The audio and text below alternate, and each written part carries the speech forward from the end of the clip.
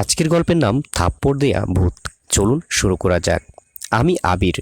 এখন যে এক্সপিরিয়েন্সটা শেয়ার করব তা আমার সাথে এবং আমাদের বাসার প্রতিটি ফ্যামিলি মেম্বারদের সাথে ঘটা। আমি তখন ক্লাস 8-এ পড়ি। সালটা ছিল 2008 সাল। আমাদের এক মহিলা ভাড়াটিয়া মারা যায়। সব কিছু ভালোভাবে হলো, কিন্তু দুর্ভাগ্যবশত কারণে তার জানাজা উল্টা পড়া হয়। মানে যেদিকে পা থাকবে সেদিকে বসানো হয়েছিল মাথা। পরে ব্যাপারটা বুঝতে পারলে ভুলভাবে কবর দেওয়া হয়। কবরটি দেওয়া হয় তার শ্বশুর বাড়ি, খুলনার খালিশপুর নামক জায়গার কোথাও। আর এখানেই কাহিনী শুরু। ওই দিন রাতেই তার স্বামী টয়লেটে যায় এবং সে মুহূর্তে কারেন্ট চলে যায়। 10 থেকে 15 সেকেন্ডের ভেতর তার বউয়ের গলায় কেউ একজন বলে, মোমটা নাও। সে ভয়ে সেন্সলেস হয়ে যায়। এভাবে চলে কিছুদিন, কিন্তু এতে ভয় আরও বেড়ে যায়। হুজুর বলে, আপনারা লাশটা তুলে গোসল করিয়ে আবার জানাজা পড়ান। তখন কেবল 8 দিন সে মারা গেছে।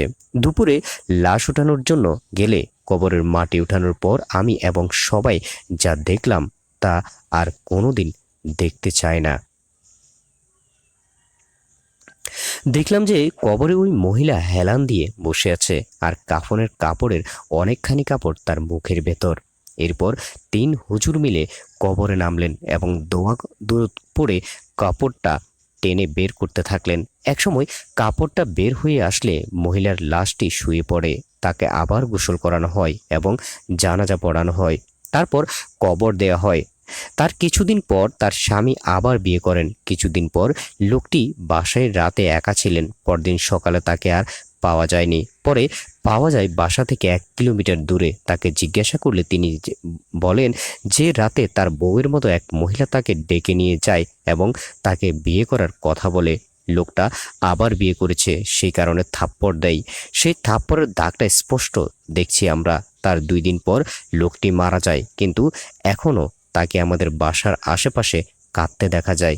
দীর্ঘ সময় নিয়ে আপনাদের জন্য কষ্ট করে পোস্টটা লিখেছি।